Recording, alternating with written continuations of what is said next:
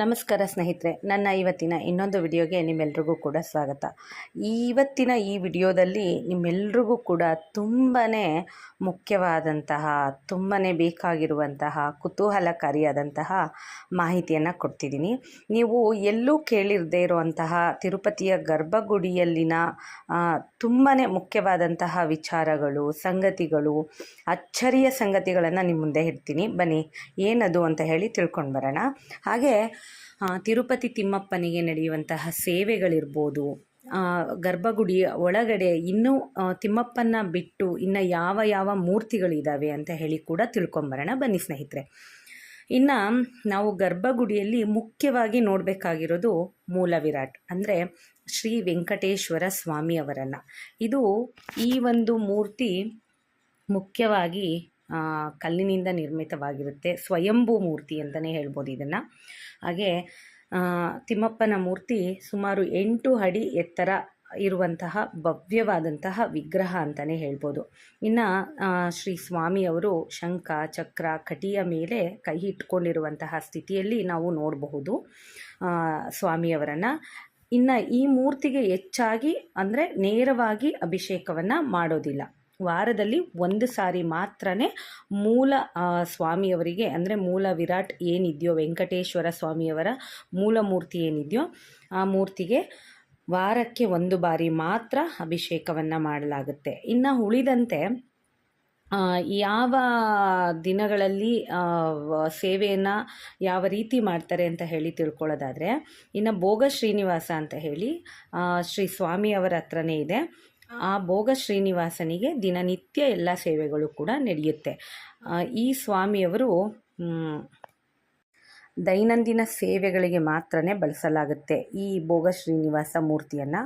ಮೂಲ ವಿರಾಟ್ಗೆ ಬಂಗಾರದ ಸರಪಳಿಯಿಂದ ಈ ಒಂದು ಭೋಗ ಶ್ರೀನಿವಾಸನ ಮೂರ್ತಿಗೆ ಸಂಪರ್ಕವನ್ನು ಕಲ್ಪಿಸಿದ್ದಾರೆ. ಆದ್ದರಿಂದ ಈ ಒಂದು ಮೂಲ ವಿರಾಟ್ನ ಶಕ್ತಿ ಭೋಗ ಶ್ರೀನಿವಾಸನಿಗೂ ಕೂಡ ಇದೆ ಅಂತಲೇ ಹೇಳ್ತಾರೆ. ಆದ್ದರಿಂದನೇ ಶ್ರೀ ಸ್ವಾಮಿಯವರಿಗೆ ಏನು ಮೂಲ ವಿರಾಟ್ಗೆ ನಡೆಯುತ್ತೋ ಆ ಎಲ್ಲ ಪೂಜೆ, ಪುನಸ್ಕಾರ, ನೈವೇದ್ಯ ಹಾಗೆ ಅಭಿಷೇಕಗಳು ಕೂಡ ಭೋಗ ಶ್ರೀನಿವಾಸನಿಗೆ ಯಥೇಚ್ಛವಾಗಿ ನಡೆಯುತ್ತೆ. ಮೂಲ ವಿರಾಟ್ ಅವರಿಗೆ ವಾರಕ್ಕೆ 1 ಬಾರಿ ಮಾತ್ರ ಅಭಿಷೇಕವನ್ನು ಮಾಡ್ತಾರೆ. ಇನ್ನು ಇಲ್ಲಿ ಕೆಲವೊಂದು ಮೂರ್ತಿಗಳಿದೆ, ಅಂದರೆ 5 ಮೂರ್ತಿಗಳು ಗರ್ಭಗುಡಿಯ ಒಳಗಡೆ ಇದೆ. ಆ 5 ಮೂರ್ತಿಗಳು ಯಾವ್ಯಾವು ಅಂತ ಹೇಳಿ ನೋಡ್ಕೊಳ್ಳೋದಾದರೆ ಇದನ್ನೇ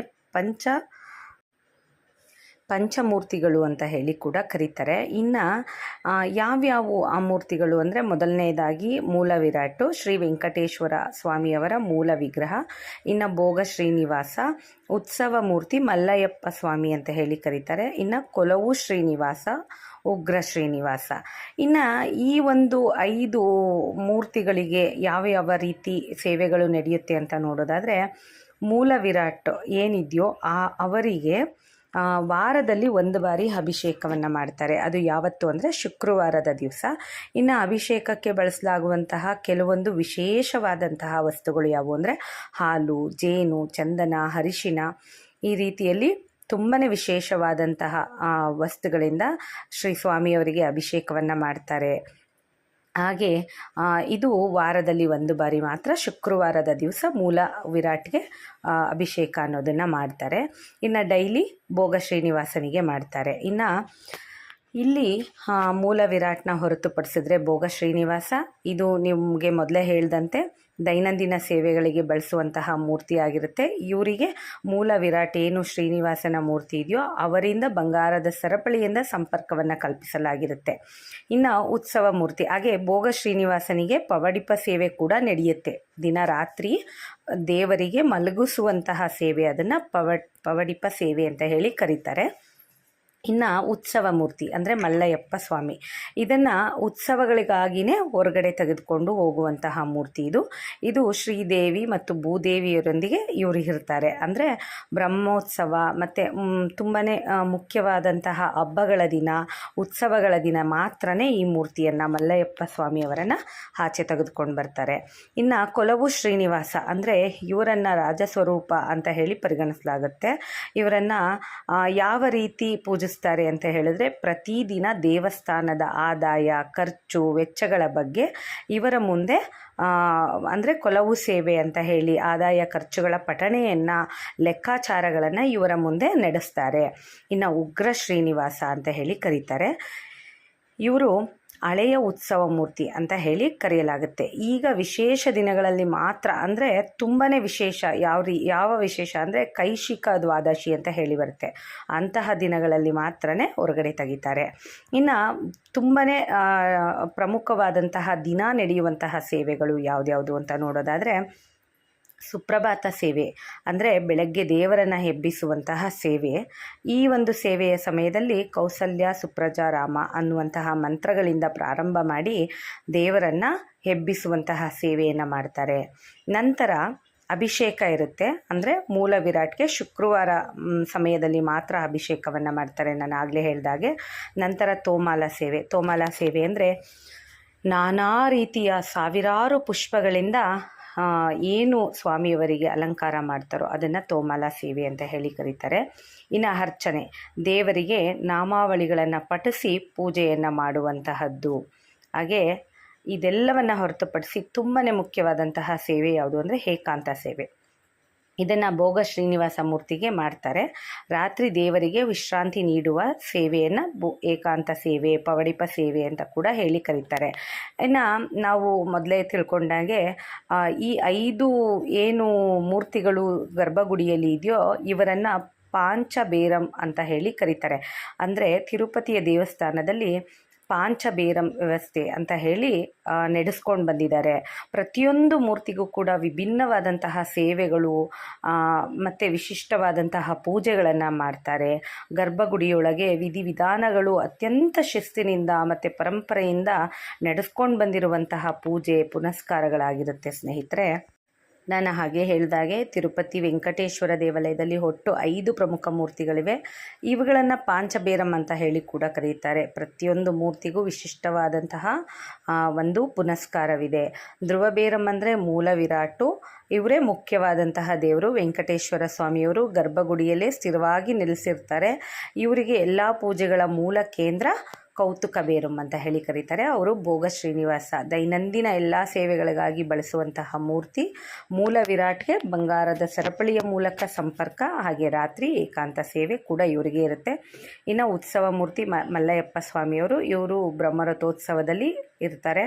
ಹಾಗೆ ಕೊಲವು ಅಂದರೆ ಕೊಲವು ಶ್ರೀನಿವಾಸ ಅಂತ ಹೇಳಿ ಇವರನ್ನು ರಾಜನ ಥರ ಪೂಜಿಸಲ್ಪಡುವಂತಹ ಮೂರ್ತಿ ಕೂಡ ಆಗಿರುತ್ತೆ. ಇನ್ನು ಇವ್ರ ಮುಂದೆಗಡೆ ದಿನಸಿ ಲೆಕ್ಕ ಇರ್ಬೋದು, ಹಾಗೆ ಆಗು ಹೋಗುಗಳ ಲೆಕ್ಕ ಇರ್ಬೋದು, ಅಂದರೆ ಪ್ರತಿಯೊಂದರ ಲೆಕ್ಕಾಚಾರವು ಇವರ ಮುಂದೆ ನಡೆಯುತ್ತೆ. ಇದನ್ನು ಕೊಲವು ಸೇವೆ ಅಂತ ಹೇಳಿ ಕರೀತಾರೆ.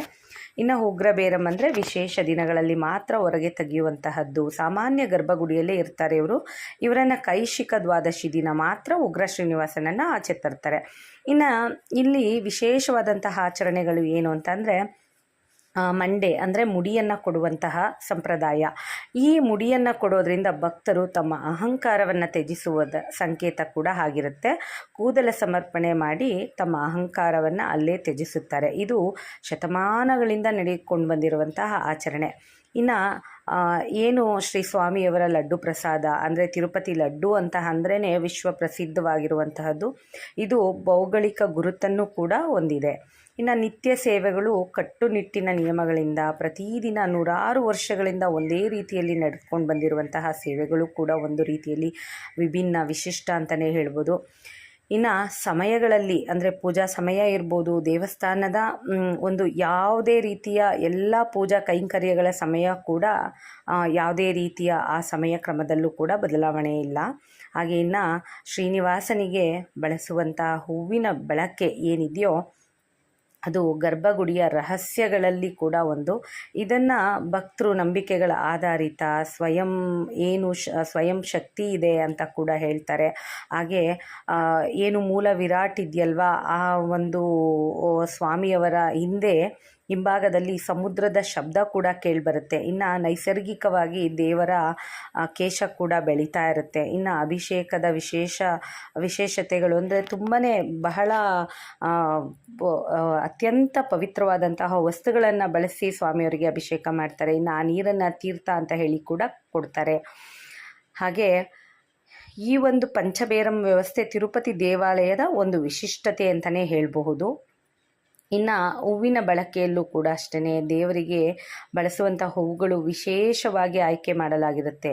ಕೆಲವು ಹೂಗಳನ್ನು ಮಾತ್ರನೇ ಬಳಸ್ತಾರೆ. ಇದನ್ನು ನಾನು ಮುಂದಿನ ವಿಡಿಯೋದಲ್ಲಿ ಕೂಡ ಹೇಳ್ತೀನಿ.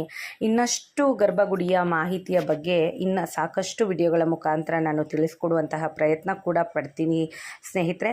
ಈ ಒಂದು ವಿಡಿಯೋ ಇಷ್ಟ ಆಗಿದ್ದರೆ ದಯವಿಟ್ಟು ಲೈಕ್ ಮಾಡಿ, ಶೇರ್ ಮಾಡಿ, ಕಮೆಂಟ್ ಮಾಡಿ ಸ್ನೇಹಿತರೆ.